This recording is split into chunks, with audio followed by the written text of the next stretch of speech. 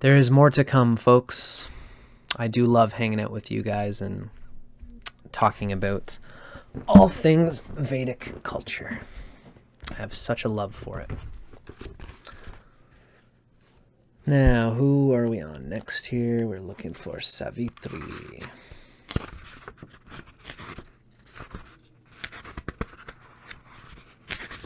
This one's a little bit of a long one. Nice to see you, folks. In this video,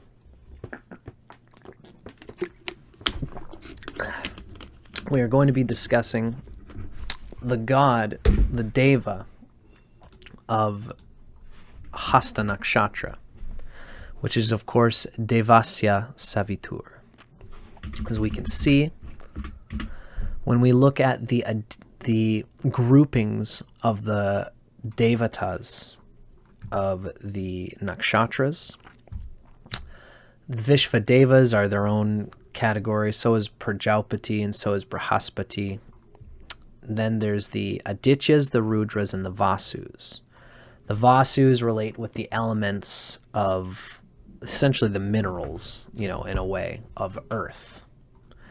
The Rudras represent the atmosphere of the air, and there's this emotional in between. And then the Adityas are sattvic, spiritual devas, as true divine brilliance of inner consciousness. And of course, Savitri is one of the Adityas. Each of the Adityas rules a certain part of the day in ancient times. And as well, the Adityas are even 12, depending on who's categorizing the Adityas for what reason. Each of the Adityas rules one of the signs of the zodiac.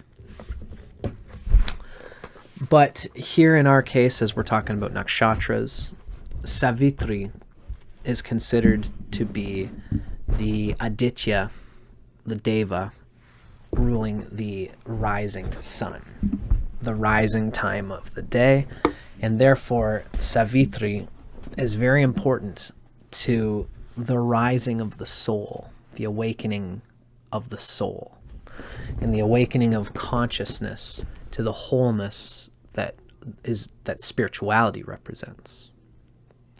So Savitri is very important to Vedic culture and consciousness. And this is what we're talking about today, coming from the divine forces of the lunar nakshatras, as portrayed in the Vedas by the author Radhe. This author does a good job of going through the Rig Vedas, as well as various Vedas, the Tarva Vedas, even the Puranas, Upanishads, all of the classical literature that involves the deities that we're discussing.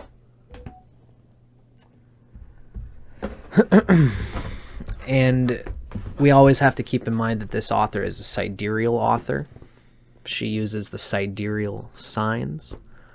So it's just good to keep that in mind in case we find something that doesn't run in a line with our train of thought.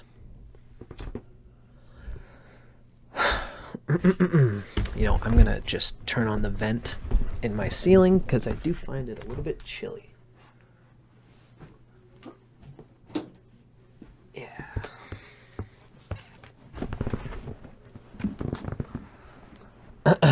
As we said, I'm at my dad's cottage right now. I'm writing my book. Keep your eyes peeled because there will come a time when I decide to finish this book someday. That's when I'm here for 3 months. So this is going to be my background for the next little bit. So here in our book, we are on chapter 9, Savitri, who rules Hasta Nakshatra, the impeller of the gods. To begin, our author gives us a quotation from the Rig Veda, which is the oldest piece of Vedic literature that we have. What we read is, Men illumined yoke their mind, and they yoke their thoughts to him, Savitri, who is illumination and largeness and clear perceiving.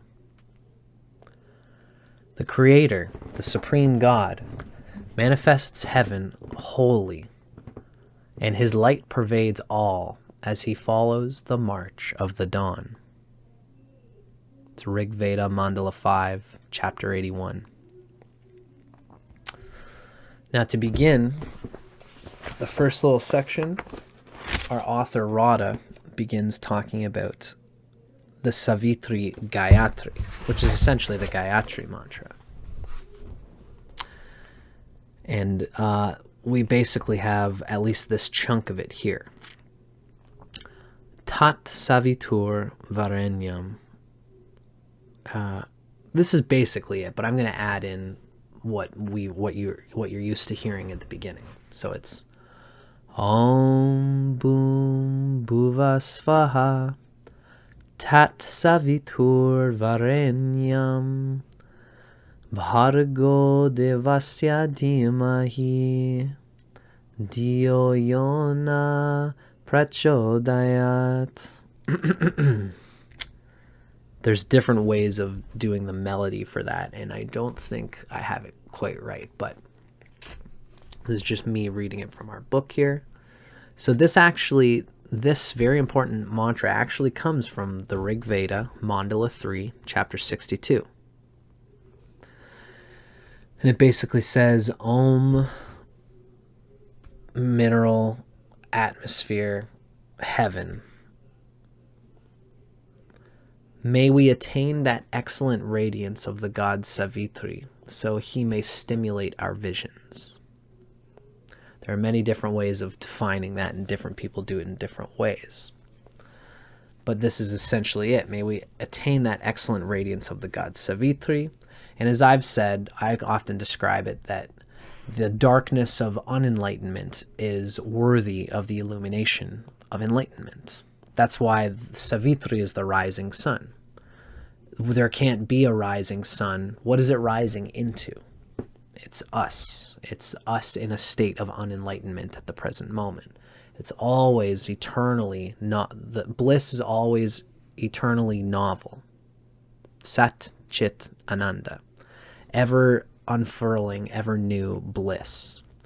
And in order for that to be the case, we must forever be open to the newness of the rising sun, of the next spiritual moment, of our next destiny, of the next transmission from God. Thus, may we attain that excellent radiance of the ever unfurling rising sun. This is my sort of rendition of this Savitri Gayatri mantra. So in this mantra, Savitri is lauded for his ability to stimulate and inspire. A function of this sun god performs with his brilliant animating light. So Savitri stimulates and inspires through his brilliant animating light. Now, cognized by Rishi Vishvamitra, this stanza from the Rig Veda is buried within an ancient Rig Vedic hymn dedicated to many gods. In history, it explodes in importance with the passage of time, and it becomes famed as the Savitri Gayatri. Today, the Savitri Gayatri is arguably the single most esteemed mantra in all of India, which is saying quite a bit. Hello, Brutus. Nice to see you. My friend Brutus, always mind. It's always nice to see you here, my friend. We were just talking about the Gayatri mantra, also known as the Savitri Gayatri. This mantra was chanted frequently during the Brahmanic yajnas, including the Agnihotra, the oblation to the fire god, the Ashvamedha, the horse sacrifice, and the Purusha Medha, which is the Purusha sacrifice. The latter two ceremonies illuminate many exalted qualities of Savitri, For example, during the Ashvamedha, the horse sacrifice, Savitri is reverenced as the golden-handed god who knows everyone's thoughts. Full of grace, he liberally grants boons to devotees. Hiranyahasta is the name, and I'm sure we're going to see that name again. Hiranya meaning golden, and then hasta meaning hand. Equally illustrious are the opening verses of the Purusha Medha, where worshippers implore Savitri for purity of mind. May the celestial Gandharva, Savitri, the cleanser of thought and will, make clean our thoughts and wishes. The Lord of sweet speech, sweeten the words that we utter. Now that comes from the Vajasaneyi Madhyandina Samhita. Vajasaneyi Madhyandina Samhita. That's where that little bit comes from. The Lord of Speech. The Savitri Gayatri is perhaps best known for its recitation during the Upayana, the investiture of the sacred thread. This ceremony marks the beginning of a youth's new life as a student in his lifelong pursuit of vidya. Cool. During the Upanayana, a guru establishes the connection between his student and Savitri by initiating him into the Savitri Gayatri. Upon initiation, the student is deemed qualified to study the ancient scriptures. Each divine force is exalted for a particular aspect or quality of wisdom. This is often expressed by his appellation, creative power, sacrificial wish, and so on. The dazzling golden light for which Savitri is noted befits his specific wisdom, that of inspired truth and purified knowledge. With his brilliant effulgence, Savitri illumines devotees as he yokes their minds to Satya, divine truth. Likened to a flawless strainer, his solar rays purify every thought and utterance so that the spiritual aspirant may discern light. Let the god Savitar purify you with a filter that has no flaw, with the rays of the bright sun. I believe that comes from the Taittiriya Samhita, that quote. So hence, Savitri is often invoked for the purification and cleansing of the mind. Golden-eyed Hiranyakshas, Savitri climbs to the heights of heaven in his daily path, imparting to others his far-reaching and clear-sighted vision. Harnessing the mind and stretching the thoughts, he inspires and stimulates the intellect to higher truths. And this harnessing of the mind and stretching of the thoughts, again, comes from the same text that we mentioned here. That would be the Vajasene Madhyandina Samhita.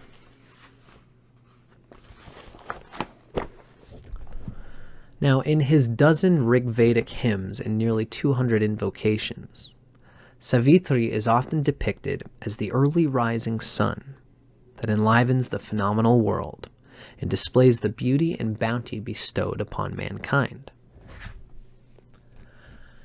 Yet, his precise window of time commences with the outgoing of dawn and draws to a close as dusk overtakes the light of day. Unyoking his steed of horses at the end of each day, Savitri signals to men to return home to their families. Hence, Savitri both brings to life and lulls to sleep, according to Rig Veda Mandala 4, chapter 53. Atkins surmises that by arousing men to action during the day, Savitri assigns them their domain of motion, i.e. their rightful function or place in life.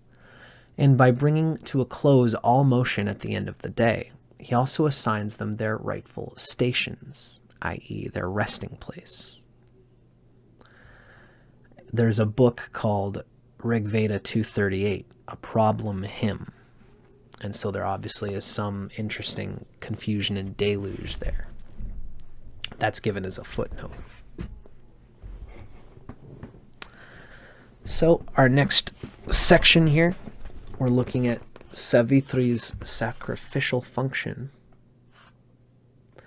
in the yajna ceremonies of ancient Vedic lore. Now, let's recall in one of our earlier episodes that during the first cosmic yajna, Brihaspati beseeches Savitri to impel the prasitra, which is Prajapati's pierced part, before accepting it, thereby averting injury suffered by the other gods. So that comes in the chapter on Rohini and Prajapati.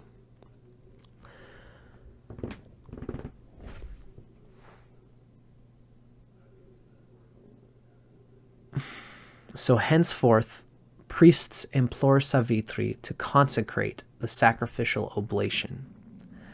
He utters in praise verses to Savitri first, to secure instigation by Savitri. To one instigated by Savitri, no possible injury happens. Verily, thus it serves to secure freedom from injury. And that is a quote that is given from the Kasautika Brahmana. So this relates to, in the Nakshatra story, there's a part of the story where Brihaspati, who is essentially one of the great priests of, it's the sage. Brihaspati represents the sage. And Brihaspati beseeches to Savitri, the Deva, to impel the pierced part of Prajapati, which is Brahma, which is the deer that got the arrow shot through it by Ardra. Brihaspati beseeches Savitri to impel that pierced bit before accepting it, and this averts the injury suffered by the other gods. Because Brahma had to go through all of this pain to be pierced by its own creation in a way, in order to create. And so Savitri is seen as this god that can help to secure freedom from injury in that which is inevitable. Savitri's sacrificial formula used for this purpose is as follows. At the impulse or prasava of the divine Savitar, I take thee, the offering, with the arms of the Ashvins and the hands of Pusan. So, of course, the Ashvins are expert surgeons, and thus they're renowned for their nimble and exacting arms and hands. Pusan is acclaimed the Devata who distributes the oblations fairly amongst the gods, and relates to the hands in a way as well. This formula is recited countless times in the Brahmanas, which are again those commentaries on the Vedas. Now, after reciting the Savitri formula, the name of the Devata for whom the offering is intended is pronounced aloud. This ritual is endearingly explained in the Shatapatha Brahmana. Let me just see if that's right. Yeah.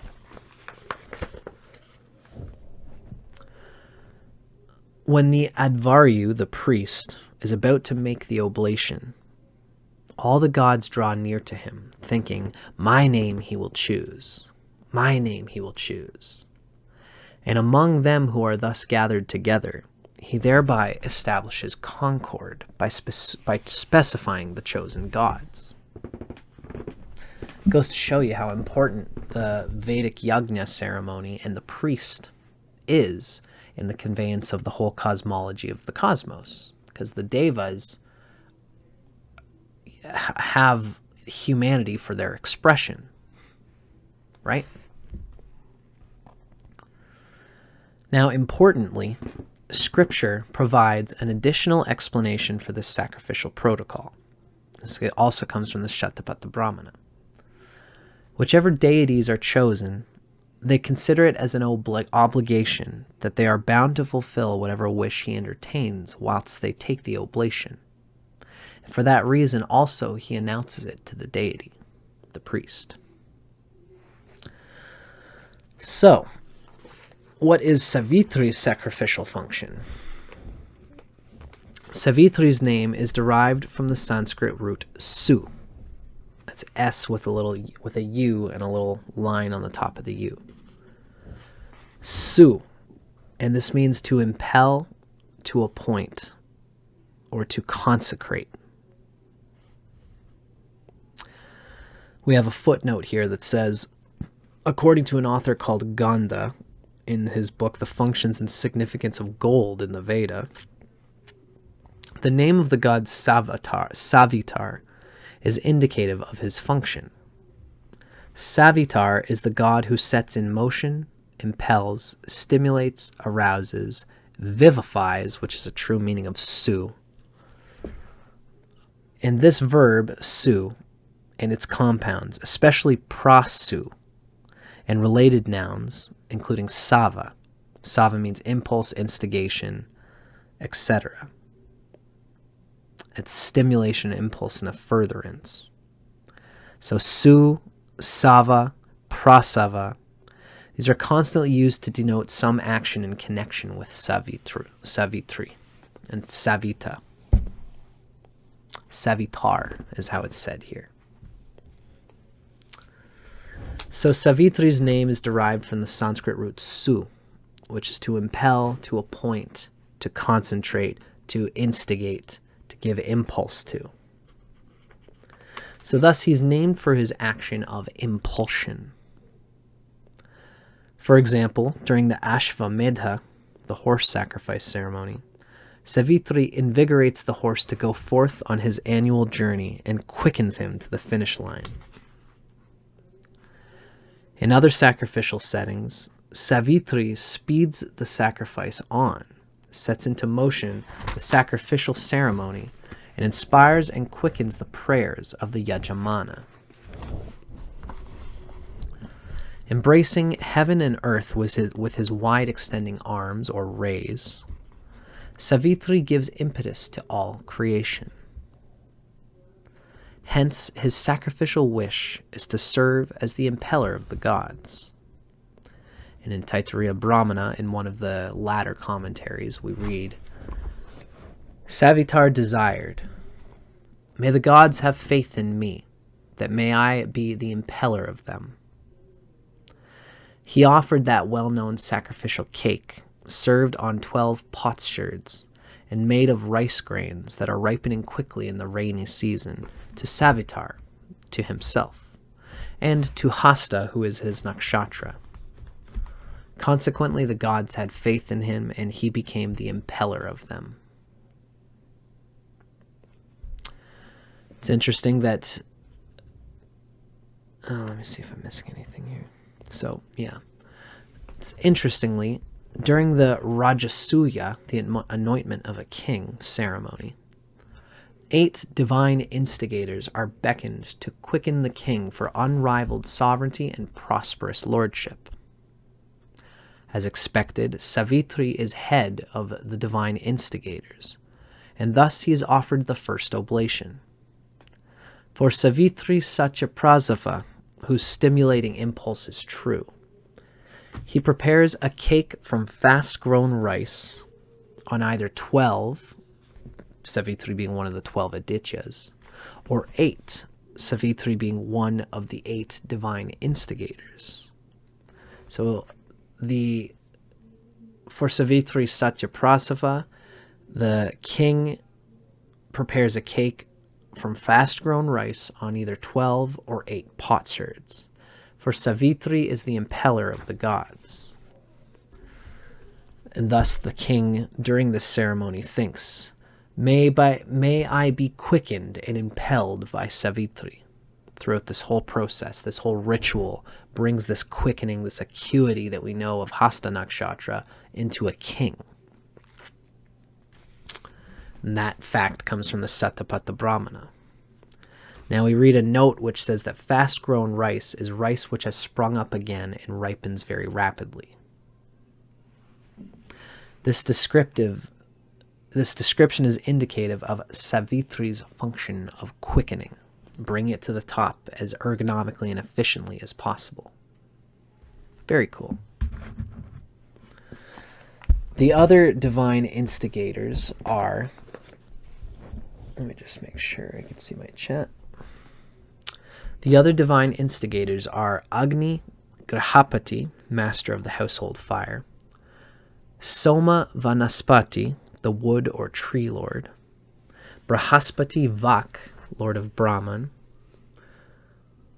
Indra Jyesta, it's Indra, the seniormost, Rudra Pasupati, the lord of beasts, Shiva, Mitra Satya, the lord of truth, and Varuna Dharmapati, lord of the law. The ritual is concluded with the stepping out of Vishnu's 3 strides, which are, of course, something that's very classic that we always describe at the beginning of every episode in this series. We also note the Shatapatha Brahmana explains the sacrificial protocol of summoning each quickener with a double name, for a coupling means strength. So it's Savitri Satyaprasava, Agni Grahapati. There's a doubling and coupling that goes on there. Next, the 11 ratnas, or jewels, or court posts, are anointed. Each day, the king enters the house of a different court member and offers a sacrificial oblation to the god most representative of his position.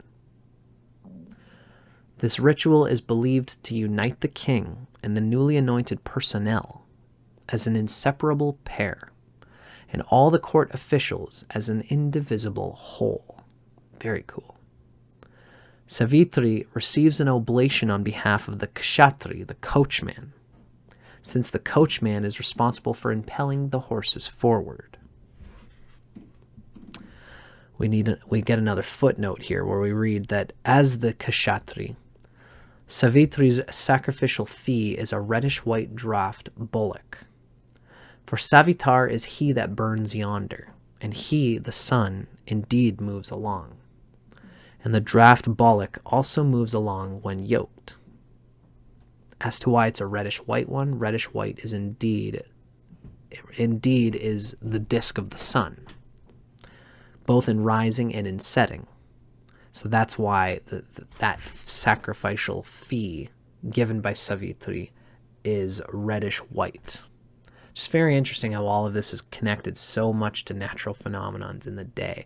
I do wish that I lived at a time when things like this still operated. And I often wonder if I could go to India one day and see all this stuff happening. One day.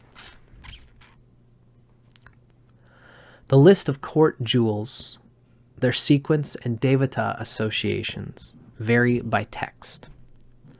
According to the Shatapatha Brahmana, the remaining 10 court positions and their divine representatives, excluding Indra, who is considered the king, include Agni, commander in front of the army, Anikavat, Brahaspati, the court chaplain, Purohita, Aditi, first wife of the king, Mahishi, Bhagha, the king's favorite wife, Vavata.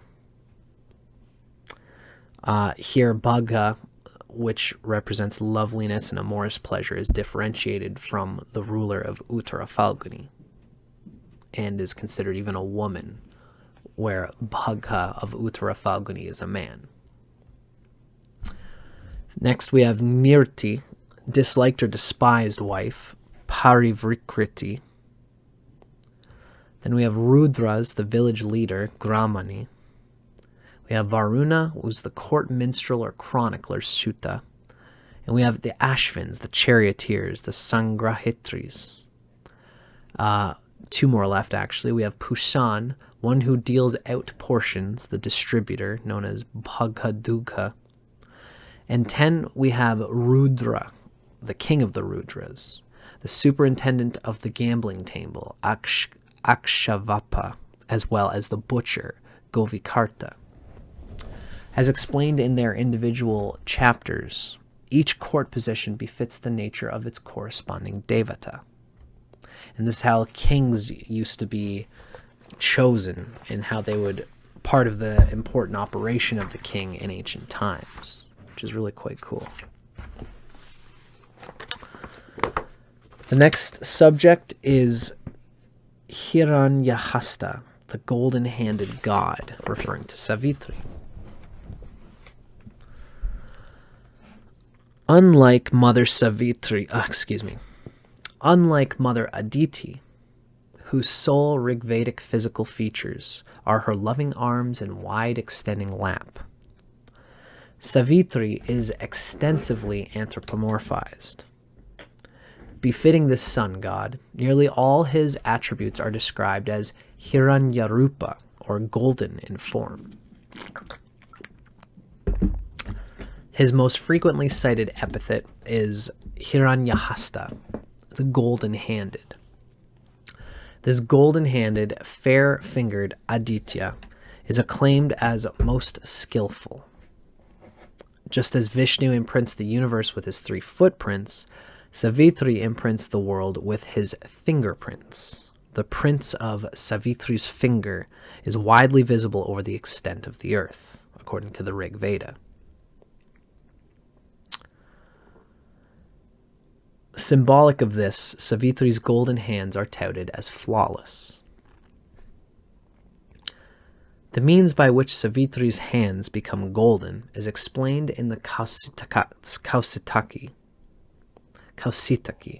and Gopata Brahmanas.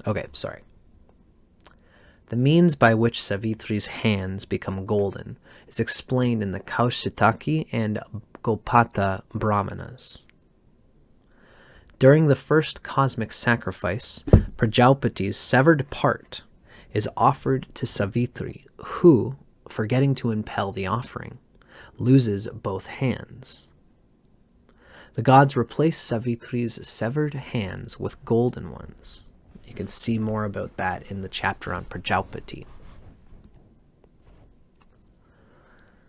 The stellar configuration of Hasta forms the 5 fingers of Savitri's hands.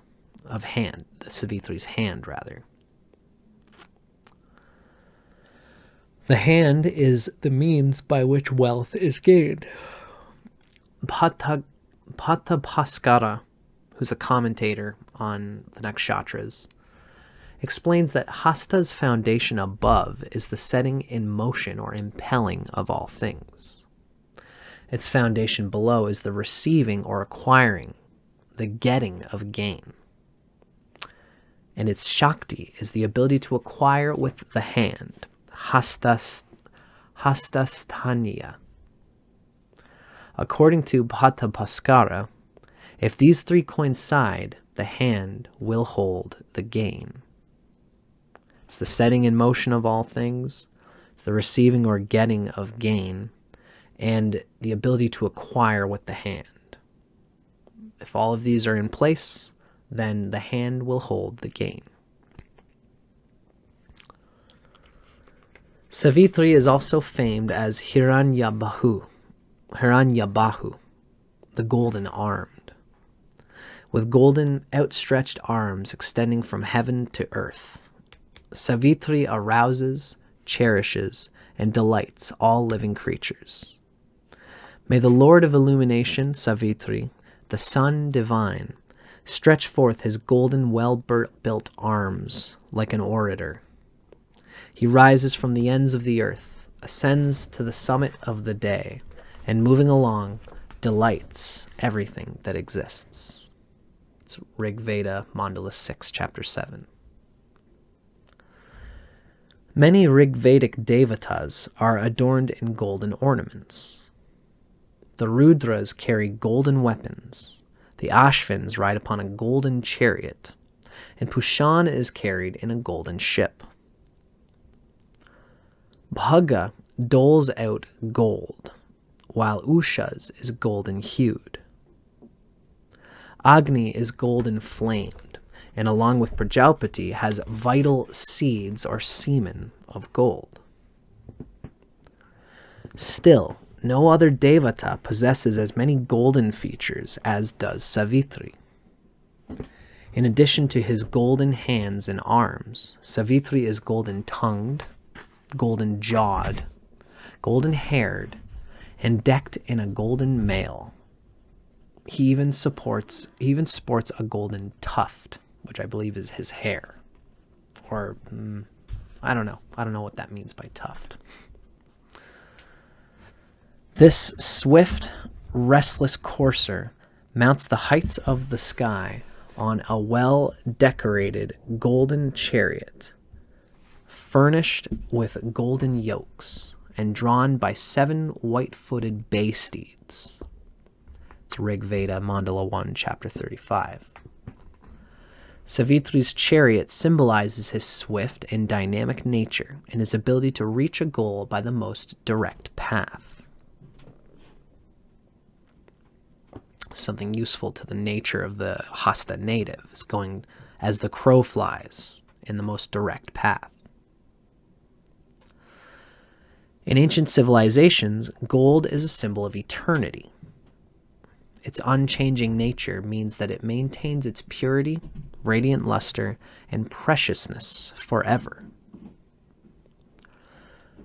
Gold is also emblematic of wealth and fortune, a boon that Savitri is noted for in the scriptures. In several Rig Vedic suktas, he is acclaimed as Bhaga, prosperity, and the root of all wealth, such as Rig Veda, Mandala 10, Chapter 139. With sacrificial libations poured in his honor thrice daily, morning, noon, and evening, devotees beseech Savitri for riches and blessings. Thank you. Brutus agrees that the tuft of hair probably just means their hair. Thanks, Brutus. Lastly, this golden godhead, Savitri, is referred to as a celestial Gandharva, who imbues mankind with blissful joy and spiritual delight. Gandharva is a certain type of musician who plays the music of the cosmos. Now, Savitri's other divine attributes is the next section. Savitri's multitude of golden features sufficiently distinguishes him from all the other gods. Yet he is also singled out as one of the gentlest and most loving of devatas. His morning rising gives him an essential freshness or innocence, qualities desired by his many worshippers. Beloved by all, Savitri chases away distress and sorrow, frees men from trouble and dishonor, and safeguards against calamities. To quote the Rig Veda, Mandala 3, Chapter 54, the silver-tongued Savitar, the golden-handed, comes thrice, sunrise, noon, and sunset, from heaven, as Lord in our assembly. Bear to the gods this song of praise, and send us then, Savitar, complete and perfect safety. As might be expected, such a kind-hearted god is rich in celestial friendships. Filled with brotherly love, Savitri is eulogized alongside siblings Mitra, Aryaman, Bhaga, Varuna, Indra, and Pusan, as well as the twins Usas, dawn, and Nakta, dusk, and the Ashvini Kumaras, and of course, Mother Aditi. So Savitri, just like all of these Adityas and those who abide by the Nakshatras of these Adityas, are all, they can tend to be big on friendship, big on sharing in the experience of life with their fellows. Savitri is also one of the few nakshatra devatas who never competes in the many contests devised by the gods. Instead, Savitri lends a helping hand to his divine colleagues engaged in such pursuits. For instance, while contending for immortality in a race between the gods, Brihaspati implores Savitri for his power of impulsion. Thus impelled, Brihaspati speeds to the finish line ahead of the other gods, thereby ascending to heaven. No doubt another defining moment in their special friendship was the time Savitri prevented injury to Brihaspati by impelling the sacrificial offering, which is Prajapati's severed part. Several nakshatra devatas are famed as healers, each according to their own unique skills. For example, Rudra is touted as the first divine physician, whose hands are filled with every type of healing herb. The Ashvins are expert in surgical procedures. Varuna possesses 100 medicines. Pushan is proficient in curing lameness in animals, and Brihaspati exorcises unwanted spirits. But all of these curative powers are defensive or preventative, in contrast to, all of these curative powers are defensive, in contrast to Savitri's preventative measures. With his golden rays, Savitri promotes health and a long life. To quote the Rig Veda, Mandala 10, chapter 36, Savitar, send us perfect health and comfort. Savitar, let our days of life be lengthened. Although he distributes his light amongst all living creatures, to some indeed he gives more of it, and to some less. And they to whom he gives more of it live longest, and they to whom he gives less live less long. That was actually a quote from the Shatapatha Brahmana. Finally, Savitri imbues physical beauty, uplifts one's spirits, and imparts confidence that only this solar devata is capable of producing. This is why a king invokes Savitri for confidence on the eve of battle. And that is a fact that comes from the Atharva Veda. Now, Savitri is known for having glorious twin sisters. Stitching together both ends of twilight with needles that never break, according to the Rig Veda, are Savitri's twin sisters, Ushas, the dawn, and Nakta, the dusk. Together, these three weave the multicolored, long-extending thread that interlaces the critical junction points, the sandhis, of the day, which are dawn and dusk, and join together the two ends of the horizon. In this way, they ensure the continuance of another sacrificial day. As Devatadvandva, which is a close-knit set of two devatas. Ushashanakta, the twin sisters perfectly complement one another. So this is Ushas and Nakta come together as Ushashanakta. They neither clash nor stand they still. Well balanced. Ushashanakta, one-minded though of different forms. It's interesting that the beginning and ends of anything in our lives will tend to be threaded into one complete object in a similar way to what we read here.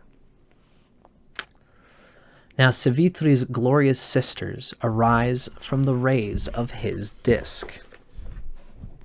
May the god Savitar drink of the soma juice, he with his golden hands and his good tongue, with his fine arms and fine fingers, he who will process thrice a day the real objects, i.e. the external world is visible in the morning, at noon, and in the evening.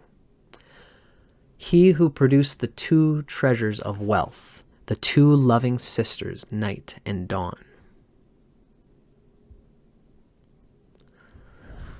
Lauded more frequently than any other Rig Vedic goddess, Ushas has over 20 hymns to her sole dedication. Nearly a third of these is cognized by Rishi Vasista, and hence codified in Mandala 7 of the Rig Veda. Her sister, Nakta, has but a single hymn, although she is mentioned in many verses within the hymns of the Rig Veda. Envisioning Ushas in all her ecstatic glory, the sages celebrate the dawning of this daughter of the sky, according to the Rig Veda, whose parents are Aditi and Daksha Prajapati,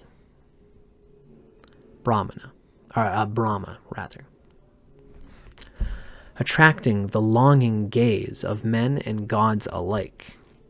Multi-hued Ushas arrives mounted upon her hundredfold well-decked chariot, drawn by ruddy-rayed steeds. Like brother Savitri, this enchanting goddess displays the freshness and innocence symbolized by the early morning, like a radiant maiden, assuming forms. Ushas has stood up as if bathing for us to see. It's Rig Veda, Mandala 5, Chapter 80. Of all the gods, Ushas is particularly fond of Surya. Surya typifies the universal and passive aspects of the sun, while Savitri is the engaging, active solar energy itself. So Ushas, the daughter, the twin sister of the dawn, is particularly fond of Surya. At times, she is even acclaimed to be his wife.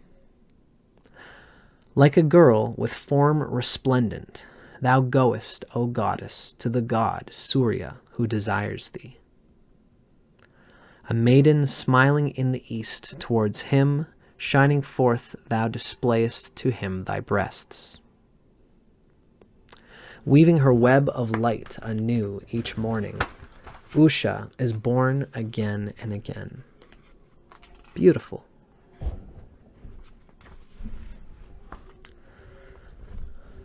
The Vedic significance of Ushas is best appreciated in light of her ceremonial role. For the banners of this morning goddess mark the beginning of the sacrificial day. Awakened by the singing praise of the priests, Ushas displays her transient nature to the world. Gray-hued, she breaks through the darkness of the morning twilight. Then, rising up to overtake the night, she flushes variegated shades of muted orange. In her final moments of glory, Ushas stands fully erect, parading her ruddy red colors without pretense. Alas, the time comes when she must yield to Savitri's impulsion, lest she be scorched by his burning rays. Though she is arguably the most delectable part of the day, the priests urge Ushas to complete her task, for they are anxious for the gods to arrive. Wow. As the first divine twin, Ushas swings open the doors of the sky, bearing invitations for the gods to the morning soma libation. All the gods to the draught of Soma do thou drive from the firmament, O Ushas, says Rig Veda, Mandala 1, chapter 48. Waving her sacrificial banner, she reminds priests and men that it is time for the morning rekindling of Agni. Taking a seat upon the sacrificial grounds, Ushas is joined by the other devatas who participate in the morning sacrifice. Agni is awakened, Surya riseth from the earth. The Ashvins have equipped their chariot for the course. God Savitar hath moved the folk in sundry ways and impelled them. That's Rig Veda, Mandala 1, chapter 157. Completing her assigned task, Ushas is commended for a job well done. As dusk overtakes the light of day, Nakta swings close the doors of the sky, signaling to the gods the end of the sacrificial day. Returning home, men lovingly rekindle Agni in preparation for the long night of darkness ahead. Ushas and Nakta, weavers of the sacrifice, are favorites of all the godheads, especially Lord Soma. With passion, Pavamana flowing clear, Soma longs for the great lofty pair, well-formed like beauteous maidens, Nakta and Ushas, according to the Rig Veda, Mandala 9, chapter 5. Beautiful. I just love reading these Vedic stories and how they wrap up with the characters that we describe. Very good.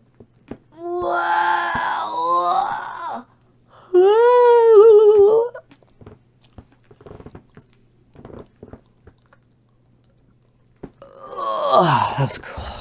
Well, folks, we got one more reading left. I hope you guys have been enjoying this thus far. The next part of the video is going to describe the Hasta Native. And this is coming from the divine forces of the lunar Nakshatras, as portrayed in the Vedas by the author named Radhe. Radhe is a great, very well-researched author who has pulled together the nature of all of the devatas of the lunar nakshatras as they are displayed in the ancient Vedic as well as Puranic, all Vedic literature. Specifically the Vedas. And she takes the nature of the devatas, such as in this case Savitri, and implicates it into what could be expected from the nature of a native who has the moon or the lagna in the sign of Savitri, the sign of Hasta, who is lorded by Savitri. So, of course, the nature of the Hasta native can be from the lagna, from the moon there, or from just an important planet there. It could be the Atmakarika. It could be that there's just simply 3 or 2 or more planets falling into Hasta. So there's kind of a stellium in that nakshatra in a way. All of these can give the quality of Hasta, but when we read this, we typically mean it as the lagna, the rising sign, as well as the moon. The moon being the most significant one. So if you have the moon in Hasta, this is what can be expected from the nature through what's given as the nature of Savitri, the devasta that rules it.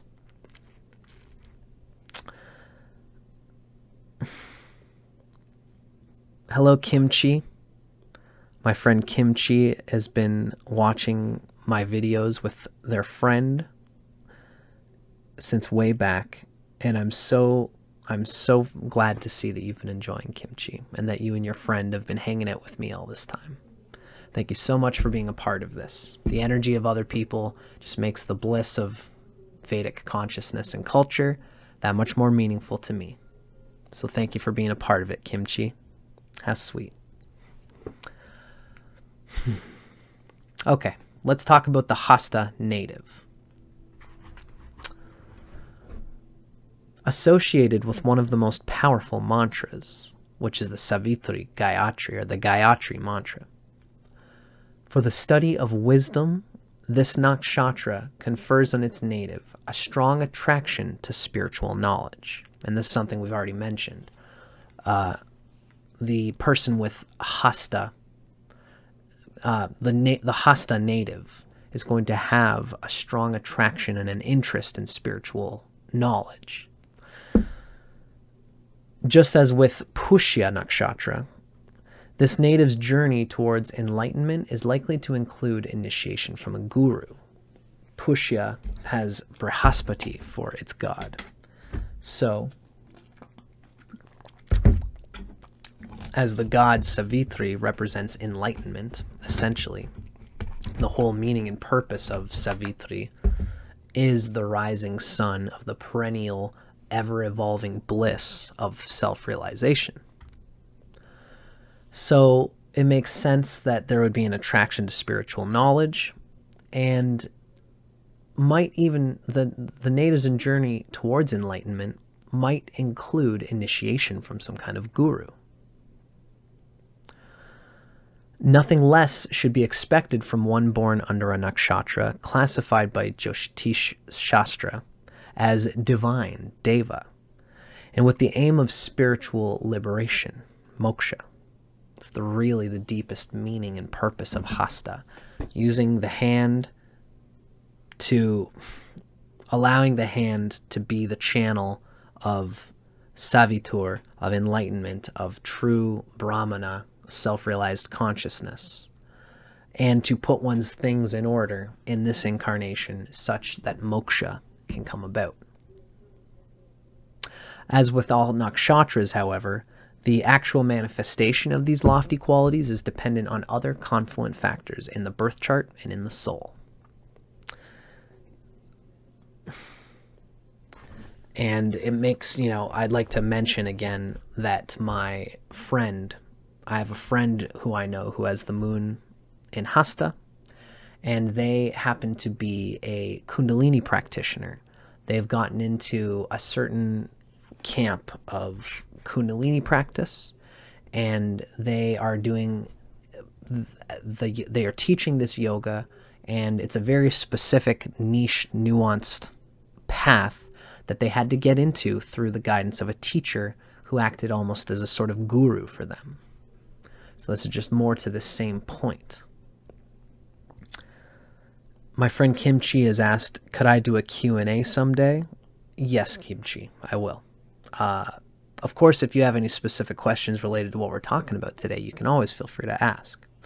But for a specific just sitting down and talking all things Vedic, I should do that. I've been thinking about doing that generally anyway. Maybe I'll do it while I'm, right now for 3 months, I'm at my dad's cottage. I'm writing my book right now. So maybe I'll take some days to just sit down and have a casual Q&A like that. Thank you, Kimchi, for prompting that inspiration. I appreciate it. I think it's a good idea. Cool. Now, in a worldly-oriented chart of a Hasta native, the quest for wisdom may be channeled through higher education and lifelong programs of self-study.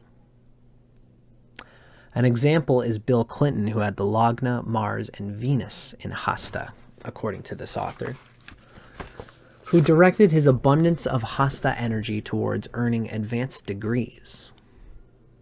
He's a graduate of Georgetown University, and he earned a Rhodes Scholarship to attend the University of Oxford. Clinton later received a law degree from Yale Law School.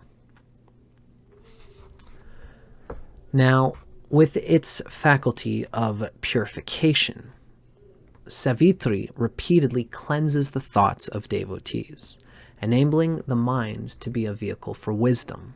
I think again of my friend who is a Kundalini yoga teacher, where Kundalini involves a lot of kriyas, which is cleansing of the nadis through various ways and means, especially through pranayama. So this divine ruler of Hasta impels the native to endure repeated mental purification until all thoughts, ideas, and beliefs run clear. As a result, the native's noble quest for knowledge is not always an easy one. At times, they must learn through repeated trial and error. Now, there's something I have to mention here. At the beginning of, well, in the episode where we talk about Savitri, which you can find on my channel, we had a moment of discussing Savitri as relating to sweet speech. Now, this seems to have come, if I read it correctly,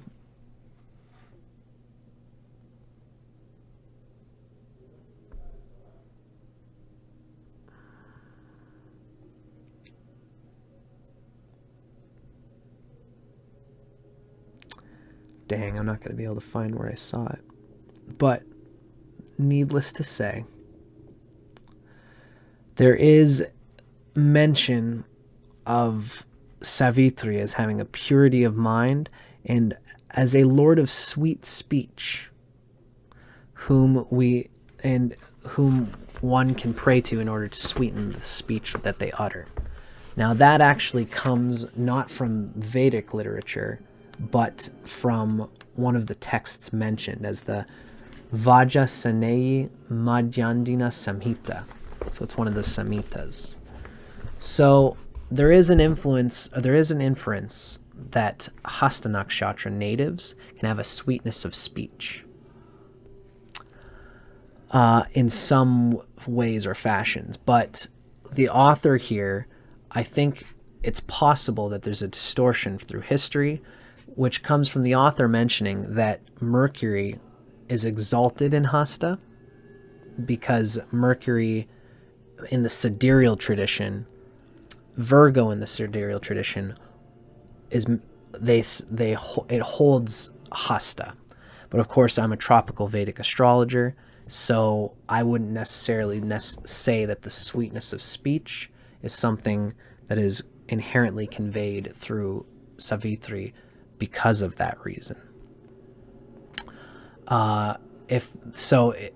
In today's time, again, we're learning about the nature of the nakshatras. It's good for us to keep in mind and ponder for yourself if you are somebody you know who's a Hasta native, whether they have this creative verbal expression, imaginative use of words, this sweetness of speech, and a love of language and linguistics, which can develop into a talent for writing, poetry, song composition, storytelling, and even comedy. Our author notes that there's an emphasis of Hasta Nakshatra natives as getting into speech pathology, speech therapy, editing, translating, interpreting, or sign language, etc. So it's hard to know necessarily if that's a quality of Hasta, but I'm mentioning it here because this is what we do on our channel.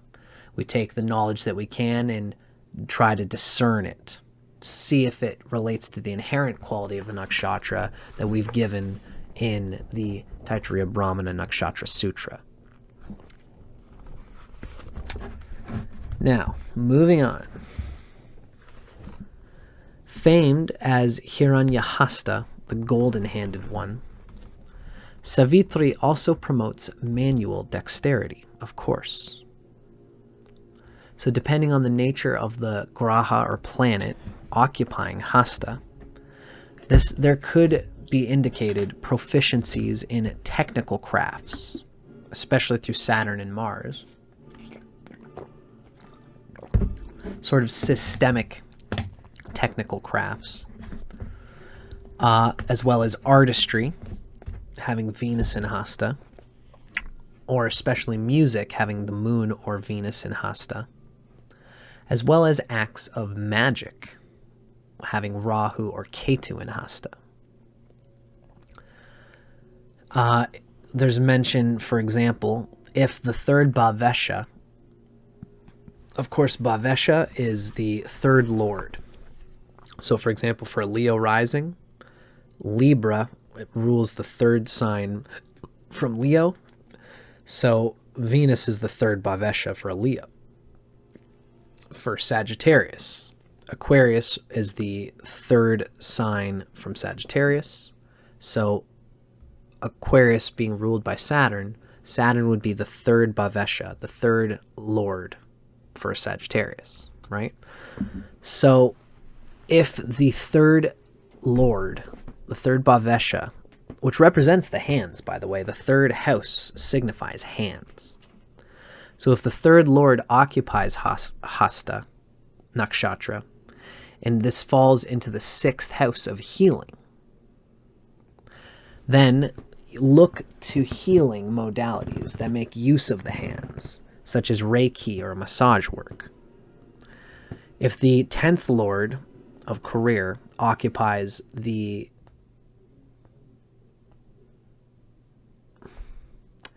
If the 10th lord of career occupies the third house in Hasta, then the native might even be a professional palmist or palm reader.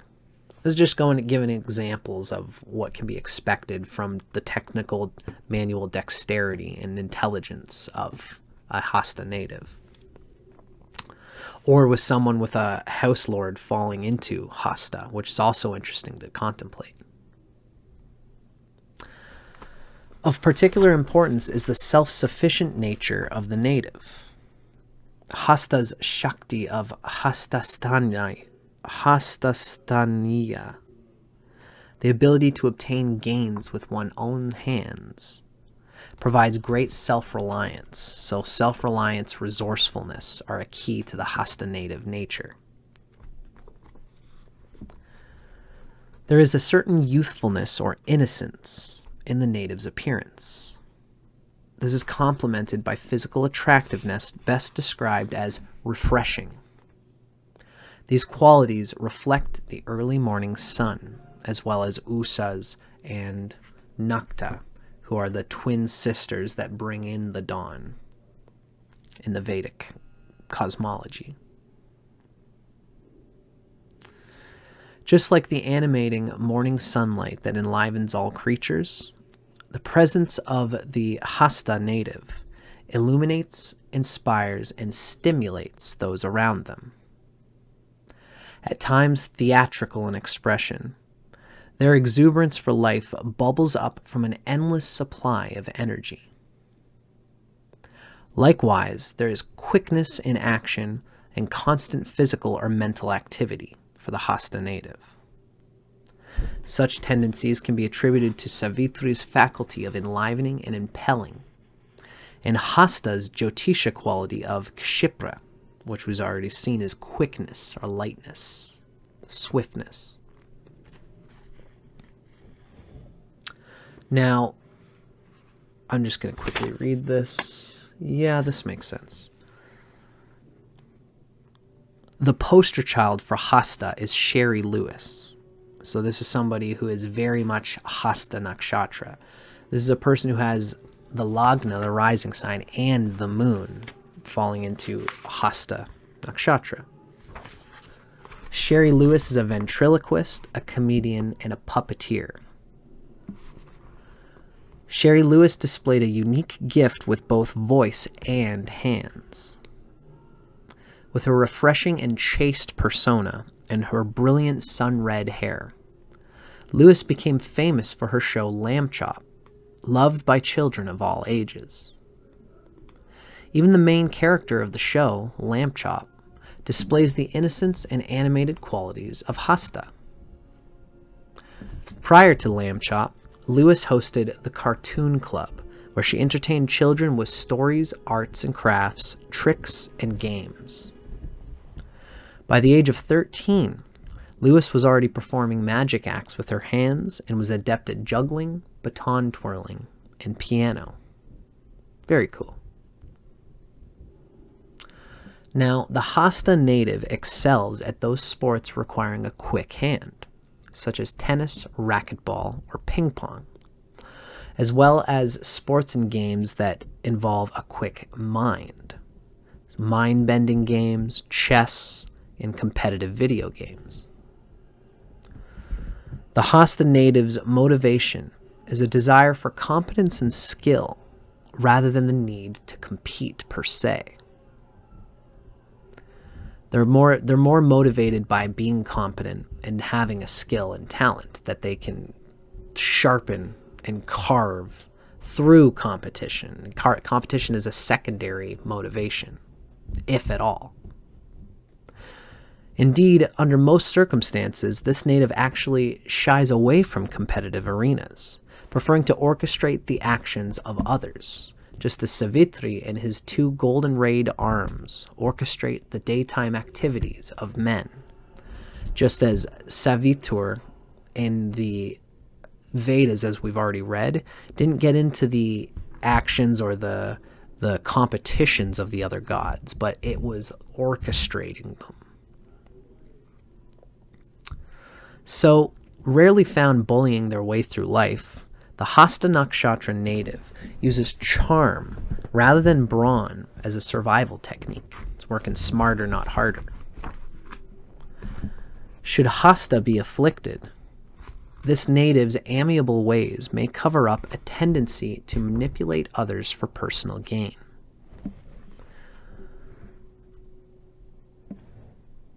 And the word that's described here is, even like especially if Mercury is implicated, but other planets too.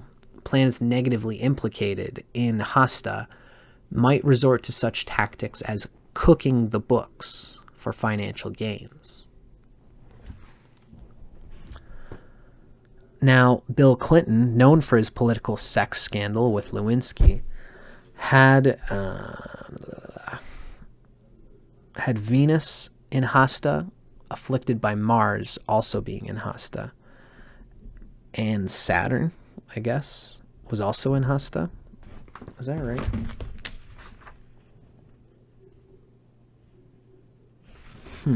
That's a lot of stuff in Hasta, which is pretty crazy. So, this is a sidereal person, so I'm just going to skip that paragraph and go to this last paragraph here. Finally, just as popular and glorified Ushas maintains a special relationship with her brother Savitri, a bond of endearment may exist between this native and a sister or sister-like figure. Perhaps such a person, accomplished in her own right, paves the way for the success of her Hasta sibling, just as Ushas paves a pathway for Savitri every morning. Beautiful. Very lovely. That was it, folks. That was the Hasta Nakshatra native, a truly plucky, mentally diligent, dexterous, mindful, and potentially enlightening individual, depending on the confluence of the rest of their chart. I hope you guys enjoyed going through this with me. I'm Dustin Cormier. Stay tuned. I'm going to be doing more stuff in this series as time goes on. And of course, I eventually intend to finish my Nakshatra series. Thank you for everybody. Thank you to Kimchi, Brutus Always Mind, Avanti, and Marcella Ramonet for hanging out with me, for being a part of this reading, as you guys so often do. My name's Dustin Cormier. This has been How to Rock Astrology. Stay tuned for more stuff coming up in the future. And keep your eyes out for my book that I'm eventually going to have out at some point as well. Take care. Enjoy the rest of your week. Namaste.